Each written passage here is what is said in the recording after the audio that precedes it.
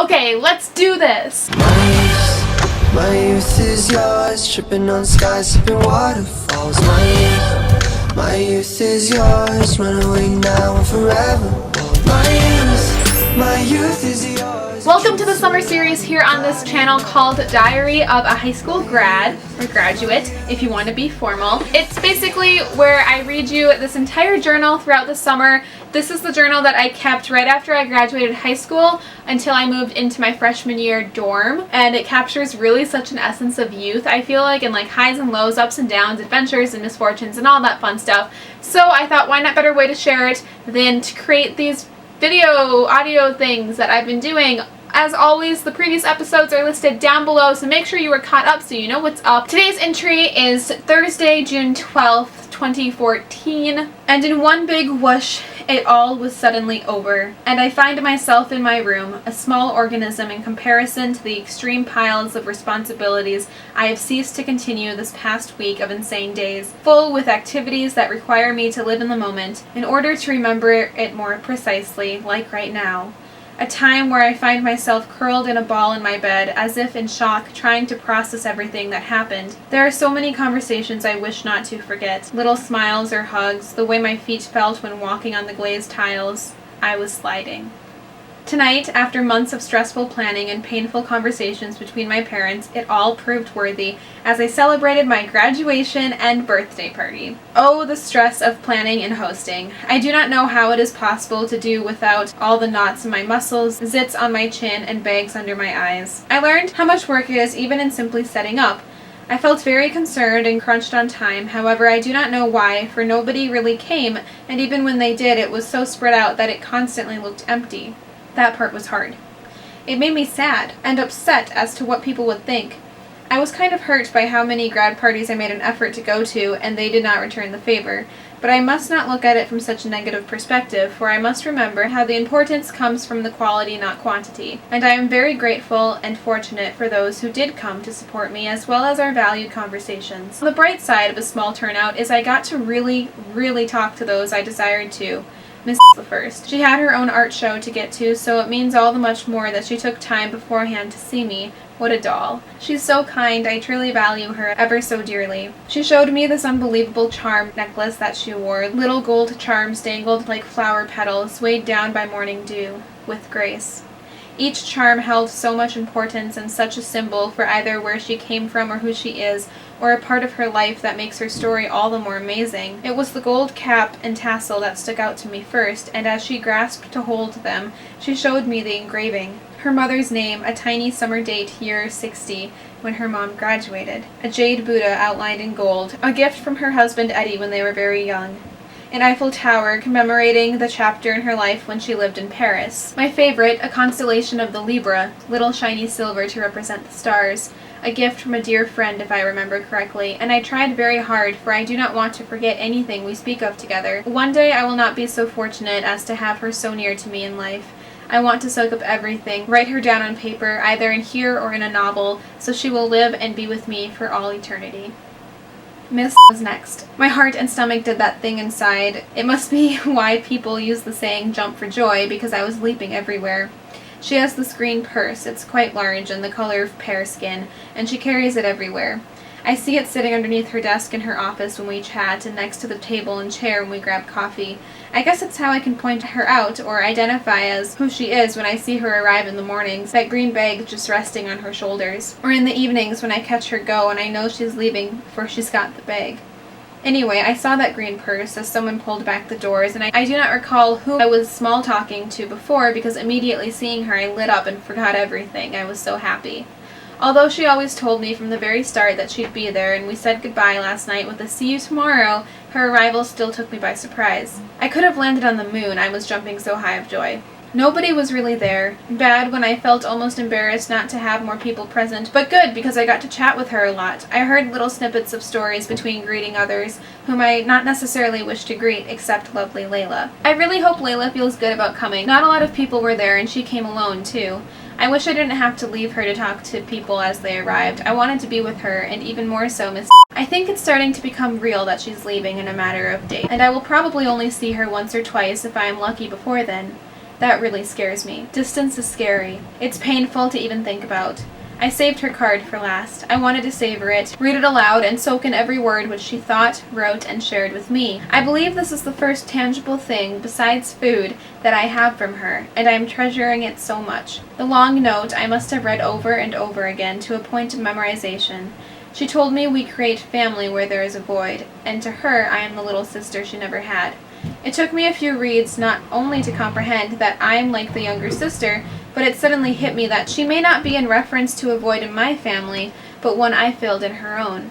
We had this jar for notes and advice, and I knew which one was hers not only by the advice given, specifically about finding mentors, underlined twice, but her last note of advice was to call her, with her signature 3 exclamation marks. Sometimes they are question marks, like when she asks if I've eaten, or if I finally saw what a huge impact I had on my peers the night of senior pinning. Now I have 2 tangible things from her, little moments to hold on to when I miss her, which I know will be often. As I've said before, I don't think anyone as close to me has moved away like this. I haven't lost someone dear yet, not in the death way, but in the life change way. This is going to be hard. I hope one day in the future the universe will bring us back together. There must be a reason why her future means Bard College and mine Worcester. Maybe it's like her cool story about landscaping, how years later it led to a job opportunity which led her to meeting me. Maybe distance will bring us closer in the long run. She put this article in my card, ironically the same exact one my own mother picked out, an interview sort of Mr. at College of Worcester, and suddenly I didn't feel too bad anymore. He didn't seek Worcester out either. Instead, it was very pushed by his college counselor. The article begins with him saying how he never planned on coming back to Breck and now he's a teacher. Mr. underlines his quote on that for me, wrote a side mark on the side. It made me feel better to know she read it, the same thing I am, and I wonder if she stumbled across it and printed it to give to me because it made her think of me, like when I came into her mind while she brushed her teeth the other day, or if she thought of me first, either knew it was out there and found it, or looked for something fitting and influential to give to me. Both make me feel good though. To know I've been on her mind so often, even as she brushed her teeth, almost as often as I think of her. I hope it never changes, even 4 years later, and I still think of her almost endlessly. She was the 3rd and final magical, most special arrival tonight.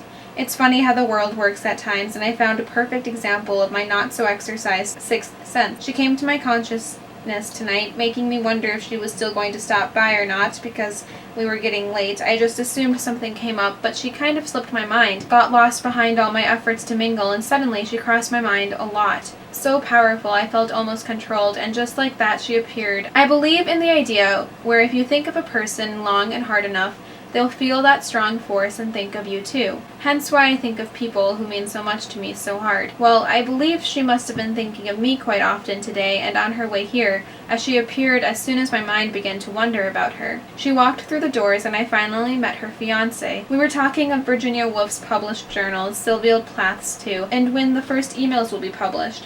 What an odd thought. I wish she never had to leave, never had to say goodbye, because I love talking to her, seeing her look at me, our time always too short. But she told me to call her, the same number she gave me 3 years ago. I will see her again before I leave. I am making that promise to myself now so I don't panic later. Tonight I opened her gift to me, a leather-bound lined journal. How exciting. I cannot wait to use it, knowing she saw it and for some reason thought of me, so she wrapped it up with care to give to me. Makes me wonder if she uses that Shakespeare mug I gave her a few years ago, ever drinks tea or coffee on a Saturday morning and freely thinks of me. I guess it's a comforting thought to have. I wonder what she told her fiancé about me on the drive over, or on the night she arrived home a tad later, or in an exciting mood, or even way back to the weekend in Vegas when I texted her for the first time. Perhaps he knows more about me than I thought. And even if he didn't, he does know. I saw the 2 of them admiring my photo board, and although I could only see their backs, I tried to follow where their eyes might be looking on the board, and tried to imagine what she said to him as she pointed to various pictures here and there. I feel like she's been exposed into a bigger part of my life now, that each picture tells a story, and I wonder how many she really read. Same goes for Miss. I made the board specifically thinking of those 2, what picture I really wanted them to see. I guess one good thing about when Miss finally said she needed to head out was it led to more hugs, Many hugs, so dear. Plus, as they walked out, I got to witness how happy and coupley they are together, his arm wrapped around her and her head gently on his shoulder. Tonight she was human, a trait not many believe teachers have, and I am so happy to seeing more and more of it emerge, like when I read her card tonight and she signed it her first and last name, not Miss. Anton said I looked like a younger version of her, and it was the best compliment I've ever received. I love it when people tell me that, or that I remind them of her. OMG, emotions. The one thing that would have made tonight even better, the one person really missing, was Miss. I've missed her recently and I'm a little worried. I'm not sure why she's been out of school for so long or why she was unable to make it tonight, but I just keep remembering our one conversation and how she recently went to a former student's wedding. A wedding. I have a feeling she will be in my life for a very long and permanent time. That would be nice. Even though there are people I have known my entire life, family members too, who I feel are so distant, not just by location, but the effort in maintaining a relationship. Tonight my aunt asked to see my photo board, and as she sat on the floor scrutinizing my life, she either would tell me how she remembers a certain time, or how she wishes she knew the story behind it. How she feels there's this huge part of me no one ever told her about because that used to be what Grandma did. And I didn't know that Grandma would be so proud of me that she'd tell every little detail of my life to Aunt Michonne. But I guess now she has tried to get it out of my mother. You can really only get a few words heard or spoken before a kid breaks her focus. I learned tonight while my aunt breathed in helium to read my notes from the advice jar, and when she took butt pictures of Scott's hairy legs to prank Mom, how much I missed having my family in my life. How much we truly have grown apart these past years since Grandma moved on. I think my aunt felt it too, perhaps as she was walking out for the last time and I remarked, "Just think, the next time you see me I'll probably be 20, because Mom told me that my aunt realized on this short trip just how much she's missing out being far away from family and wants to make a bigger effort to see us more. I know I probably shouldn't get my hopes up, but if she did, and we went back to how things used to be, wow, that would make me very happy." My aunt told me personally as well that she wants updates on my life. We'll send letters, create stories for the blank years, everything she's missed because my own mother couldn't fill her in. My own mother, and I feel like the parent more than she acts like one. That is how I know I'm ready for college. Well, maybe not college in particular, just the next step. I am ready to leave this home and really live on my own. I want to do it. Experience what it's like and start my collection of belongings, mugs, towels, picture frames, pieces that will inevitably follow me until before I know it, I'm pouring my teenage daughter coffee or my grandchild hot chocolate in my I'm a proud Brett parent mug, and they'll ask what it means or where I got it. And I'll tell them about my world when I was a senior at Breck, and they were giving out those mugs, so I took 2, and my friend Emily took 3.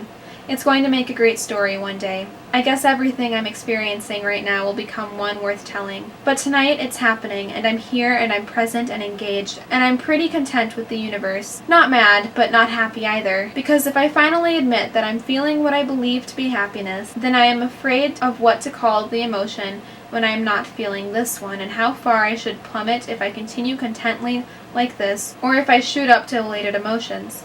Basically, I have to maintain a middle ground numbness of mutual feelings to avoid anything ugly or painful. It's safest this way. I kept the tag of the dress that I wore to my grad party. It was like the first regular priced item at Urban Outfitters that I spent money on because it was for my grad party. That was my grad party, and reading it made me sad. I didn't keep that promise with my aunt, and I don't feel close to those teachers that I wanted to be close with, except for the first one, who was an English teacher, and she was like super old. She's old to a point where I can say she's old, and I actually visited her last week at her new place. I showed her my publications. It was really cool. She's like this grandma figure to me. Having your own grad party is so stressful. I just want to also mention the ending. If you notice, I'm like scared to admit that I'm happy because of what that might mean. Every time that I feel happy, I know that it's going to make, like, I'm going to feel so bad soon because I just go up and down, up and down, up and down, and I feel like this time in my life I was escalating very quickly. The pattern was very close together and happened often, so I was scared to admit to myself that I was happy because I knew that meant I would be very, very sad and ultimately probably suicidal soon. I really hope that you enjoyed this episode. That was my grad party. I'm curious what the next entry is about. Oh, it's my first day at camp and then my birthday. It's about to get really good. So I really hope you enjoyed. Thank you so much for watching. I really love the comments that I get on these videos because they're so authentic and just thought-provoking. I love when you share a lot. Also, do you like my hair? Maybe I'll film some more things since my hair will never again be straight like this. Yeah, alright, well, thanks for watching. I'll see you soon. Bye!